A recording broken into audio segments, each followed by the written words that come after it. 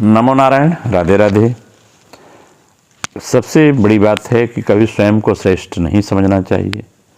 पंचतंत्र की कहानियों के बीच हम एक ऐसी कहानी आपके बीच ला रहे हैं जो कभी यह सिखाती है कि कभी स्वयं को श्रेष्ठ नहीं समझना चाहिए, और जो स्वयं को श्रेष्ठ समझता है, दूसरों को नीचा दिखाता है, उसका अहंकार एक न एक दिन उस व्यक्ति को ले डूबता है।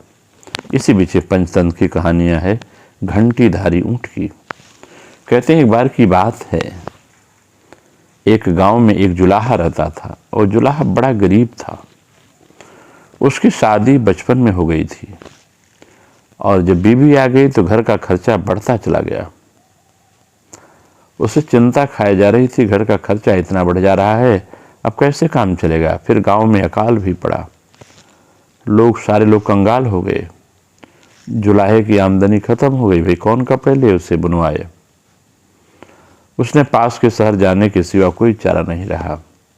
शहर में उसके कुछ महीने छोटे मोटे काम किए और थोड़ा सा पैसा उसे मिल गया।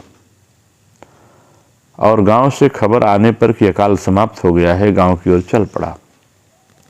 रास्ते में वह एक जगह सड़क के किनारे ऊँटनी नजर आई। एक ऊँटनी थी, वो नजर आई। और ऊँटनी जब नजर आई तो बहुत बीमार नजर आ रही थी और गर्भवती भी थी। उस जुलाहे को उस ऊँटनी पर दया आ गई और उसे अपने साथ अपने घर ले आया। घर में ऊँटनी को बड़ी मेहनत किया, ठीक ठाक से चारा घास देने लगा। तो धीरे धीरे ऊँटनी पूरी तरह स्वस्थ हो गई और गर्भिणी थी। समय आने पर उसने एक स्वस्थ ऊँट के बच्चे को जन्म दिया।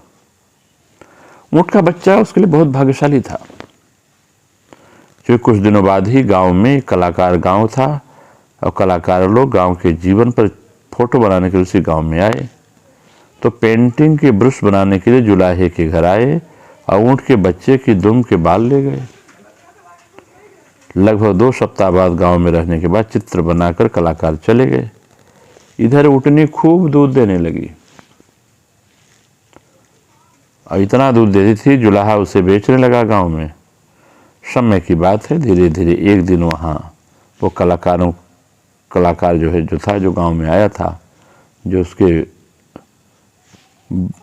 बच्चे का बाल लिया था, अपने दुम का बाल लिया था, उसी दुम के बाल को जो लेके आया था वो गांव लौटा और जुलाहे को काफ़ी सारे पैसे दिया, क्योंकि कलाकार ने उस चित्रों से बहुत पुरस्कार जीते और उससे चित्र अच्छी कीमतों में बिके थे। जुलाहा उस ऊँट के बच्चे को अपना भाग्य का सितारा मानने लगा। कलाकार से मिली राशि के कुछ पैसों से उसने ऊँट के गले के लिए एक सुंदर सी घंटी खरीदी और पहना दी। इस प्रकार जुलाहे के दिन फिर गए। अब वो अपने दुल्हन को भी एक दिन गौना करके ले आया। ऊँटों के जीवन में आने से जुलाहों के जीवन में जो सुख आया, उससे जुलाहे के दिल में इच्छा हुई कि जुलाहे का धंधा छोड़ क्यों न अब ऊँटों का व्यापारी ही बन जाए। उसकी पत्नी भी से पूरी तरह सहमत हुई, हाँ ठीक है, हम चारा पानी करेंगे। अब वह गर्भवती भी हो गई और सुख के लिए ऊँटनी ऊँट बच्चे की आभारी थी। जुलाहे ने कुछ ऊँट खरीद लाए, उसका ऊँटों का व्यापार चल निकला। धीरे धीरे ऊँटों का व्यापार करने लगा, उससे काफ़ी अच्छी आमदनी होने लगी। अब उस जुलाहे के पास ऊँटों की एक बड़ी टोली हर समय रहती थी। उसे चराने के दिन में छोड़ता था, शाम को उसे ले आता था। तब तक वह ऊँट का बच्चा, जिसे उसे काफ़ी पैसा मिला था, जिसके दुम के बाल से वह बड़ा हो गया, जवान हो चुका था और वह साथ में घंटी बजाता जाता था। एक दिन घंटीधारी की तरह ही एक युवा ऊँट ने उससे कहा, भैया तुम हमसे दूर क्यों रहते हो, हमसे क्यों दूर दूर रहते हो।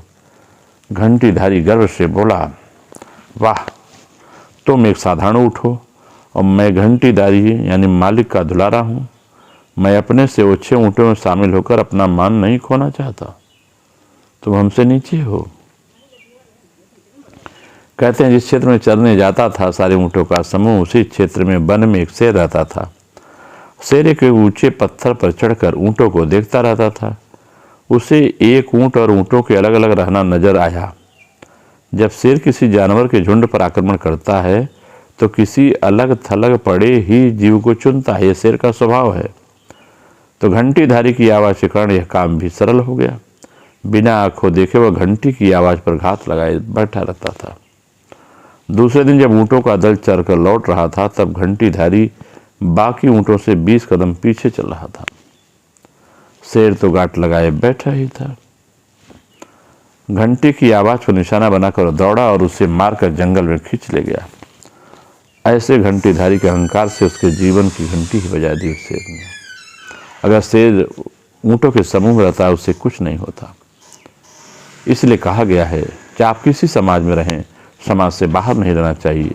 जो स्वयं को ही सबसे श्रेष्ठ समझते हैं, उसका अहंकार शीघ्र उसे डूबा ले जाता है। वो डूब जाता है अहंकार में और नष्ट हो जाता है। इस प्रकार व्यक्ति को कभी अहंकार करके जीना नहीं चाहिए। नमो नारायण। राधे राधे। आप सबका मंगल हो।